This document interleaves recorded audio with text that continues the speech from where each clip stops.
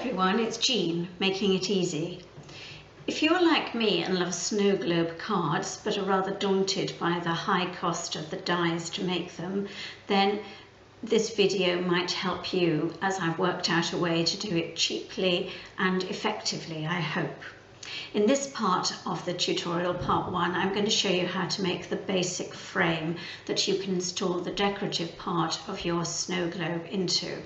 What I've done is I've taken one sheet of A4 card, my collection of nested stitch circle dies, and I've taken an embossing border folder from Sizzix with a Christmas design. So I'm going to make these into the basic outline for a snow globe card. From my A4 piece of card, I cut a 10 centimetre wide strip, and I used that to run through my Big Shot cutting machine with my 9 centimetre largest circle die to cut out the back of the snow globe. So the biggest circle is the back. I also took the 9 centimetre die and I wanted to make a rim for the front of the snow globe because I'm going to be hanging the middle bit within it. And so I used my 9 centimetre die and then the next size down, which is the 8 centimetre, and I cut the rim out.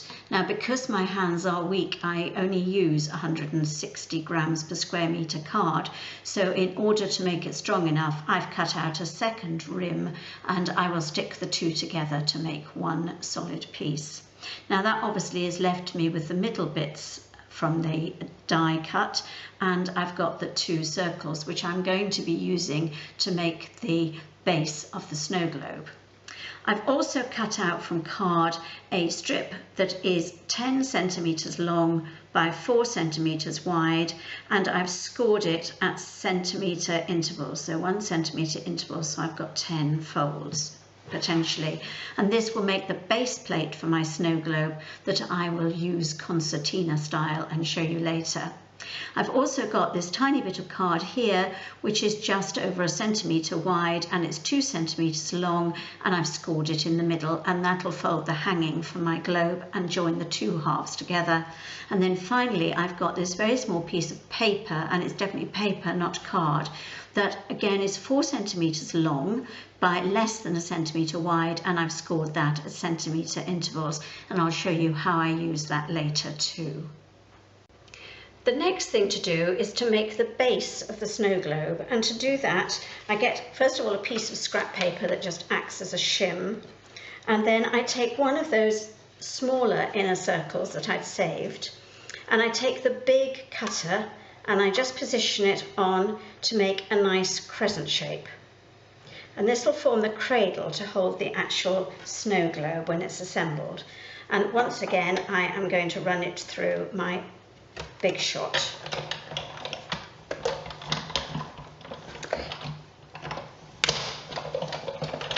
There we are, that's done. And what I've got, as you can see, is a nice crescent shape. And I'm going to need two of those, one for the front and one for the back. So again, I can take the same piece of inner circle, and obviously I've got another circle of scrap paper underneath it. And once again, bringing my plates through, I'm going to position that bit of scrap paper, and I'm turning the circle so I've got the original circumference there. And I'm once again going to position my large die to make a crescent. Now obviously it's useful to have them about the same size, so I'm taking the one I cut out before and measuring it against it, and I obviously need to just come in a little bit more there. That's probably about right, and if my funny fingers will work I should be able to get the top crescent out. And I say a lot of people at this stage would tape things, but that is not something I physically can cope with. So I'm just placing my plate on top and running it through the Big Shot once again.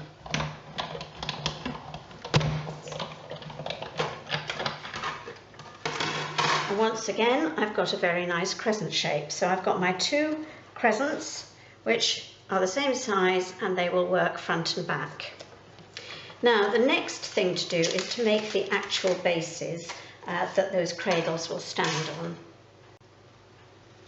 Making the bases is extremely easy. All I do is I take my guillotine, the second smaller inner circle, and that you've saved from when you cut out the rims, and I'm just measuring it on my guillotine to 4 centimetres at its apex. So that's about there, and I'm just going to chop that. Just make sure it's straight. That's it. And there's one base piece, and I'm going to do the same with the second, just measuring it to 4 centimetres on my guillotine. I've got a tiny excess to cut off, and then I'll have 2 bases of the same size. So they will be used, I will stick those pieces together to make the frame for the snow dome. I do like to decorate my pieces, and so I'm going to show you how I emboss them. To do the embossing, all I do is take my plastic folder. I'm putting my base plate hopefully in the middle, easier to tell when I've closed it and I'm not quite central. So just position it carefully like that, making sure the edges are straight. And then what I've done is I've opened up my Big Shot embossing plate, which is tab number 1 on your base plate.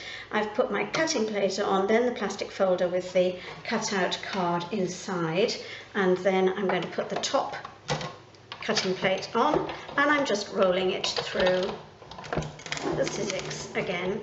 And I usually do it twice like I do for the cutting, just because it gives a very clean result. Then I take my plate off, I open up my base, and there you have a very nicely embossed base plate. Make sure that you get your embossing on the right side of the card, which is easy with these sizzix borders because they have the writing on the top side that where the embossing will face you, so it is quite easy, but not all are like that, so do check before you start. It's always a bit sad if you end up getting the imprint on the wrong side. So that's that. And the other thing to say is it's all very cheap, because I think this border only cost me a couple of pounds, and the circle, nested circle die is only about £3 or £4. So it's quite a cheap way to make cards. I do exactly the same with the crescent shaped cradles, just to give them a pattern too. So I'm just going to run this one in the same way through my machine, back again, and I should have a lovely pattern. Sorry, my fingers often fail to work, but there you have a very nice embossed cradle, and I'm going to do the same with the other one as well. I always enjoy the bit where you're putting your cut-out pieces together to create a shape. So at this point you take your base plate, put your cradle on top of it, just line up the pattern, and then you stick those two together, and then you take your rim for the front piece, and with a little bit of PVA glue and a fine brush you stick that onto the cradle like that. And you do exactly the same for the back piece as well, just using the base, cradle and the circle. And once you've stuck those together, then you're able to start putting your outer level of your snow globe together, and I'll show you how to do that. Once the pieces are stuck together and you've got your front and your back of your snow globe, you're going to have to make the hinge that holds them together, as well as the base plate for the card, so that it becomes a standalone card that can also be folded flat for putting in an envelope and sending. So there are a couple of bits here to do. To do this, what you're going to do is take your little piece of 2 centimetre by 1 centimetre card that you've scored in the middle, and you're just going to fold it like that and make a V. And this is going to have one part stuck onto the back of the snow globe, and then the other part will be stuck onto the inner side of the front of the snow globe, so that you can have a hinge effect. But there's one step to do before you put those pieces together, and that is to take your little bit of paper that you've scored, and this is going to form a hanging for the middle bit of the inner snow globe decoration. And the first thing to do is to fold it in half, the paper, and then on the other score lines fold each side back on itself. And it doesn't have to be exact, but basically what you're left with is a M for mother shape, which I think you'll probably be able to see. Now, what I have to do now is I am going to make a hole in the middle of that M, and to do that I use a sharp probe. Having made the hole, the reason for it is that I've got some gold thread here, which is something I had left over from another craft project, and I'm just going to thread it through the hole in the middle. Hopefully my funny fingers will allow that to happen. There we are. It's actually worked.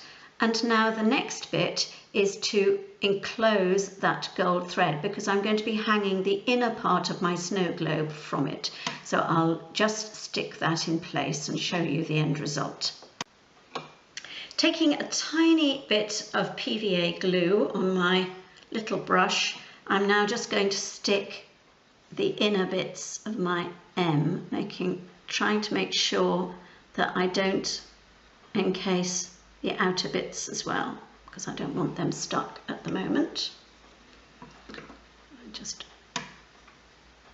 put my brush away.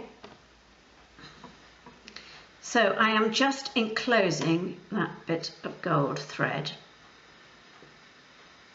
There we are, it's completely encased, and I'm going to try and make sure it is fairly central, because I want the hanging to be as straight as possible. Once the cord is stuck in place, you're actually left with a T shape with the gold cord coming out the bottom, and you might be wondering what on earth I'm planning on doing with that, but it's at this point I am going to connect it to my hinge. So taking my little brush again with a little bit more PVA glue, I'm just going to dot a little bit on these outer pieces.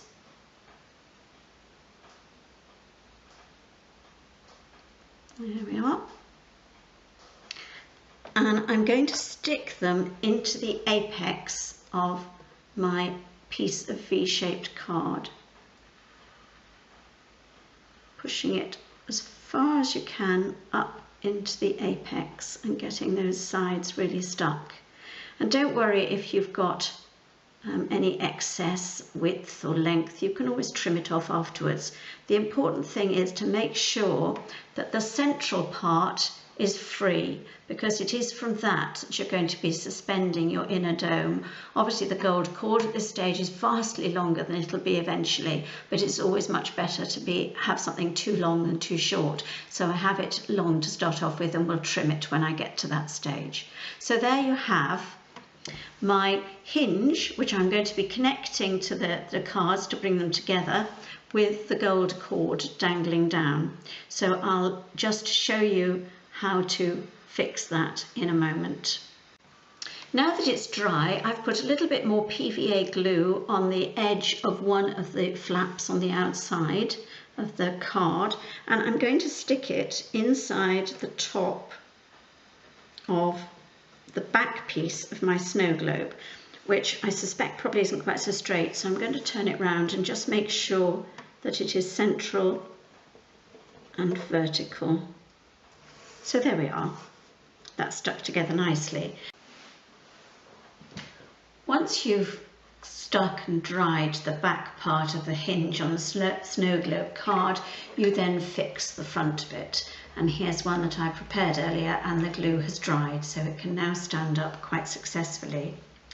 The final thing you've got to do to complete this outside section of your snow globe is to take your 10 centimetre by 4 centimetre piece of card that you've scored at centimetre intervals, and to fold them into a concertina shape. And that's very easy to do, in as much as you fold along the score lines in one direction, turn the card over, fold along the next score line in the opposite direction, and just carry along the card. And that is quite easy to do, and to save time I'm showing you one that I've done earlier. And the net result is that you end up with a nice concertina shaped piece of card.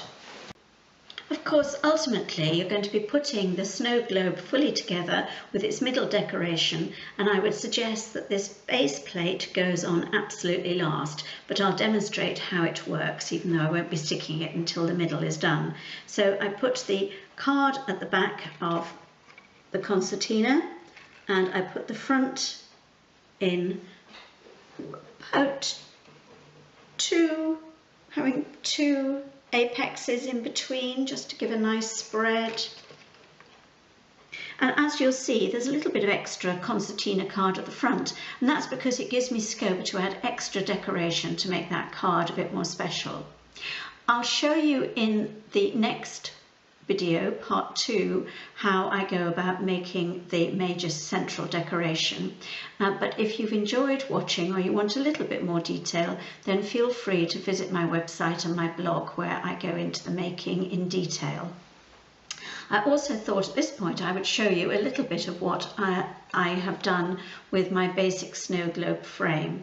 So here is one that I've made earlier, and it's a winter wonderland scene with trees and deer at the very front, layered trees going back, and then a vellum circle which forms the backdrop, which I think is very pretty.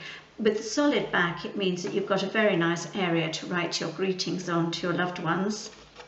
And so it makes a complete card, which is very easy to press together and fold flat to put in an envelope. Another one that I've done is this nativity scene card, where I have actually used open rims for both front and back. I've got angels in the front, I've got the shepherds in the field looking towards the star in Bethlehem, but on the back I've also done a scene of the 3 wise men heading towards Bethlehem. So it's just entirely up to you how you play around with these and make them your own. But I hope you've enjoyed this little excursion through my experiments in card making, and I look forward, if you've enjoyed it, to seeing you again. Thank you very much for watching.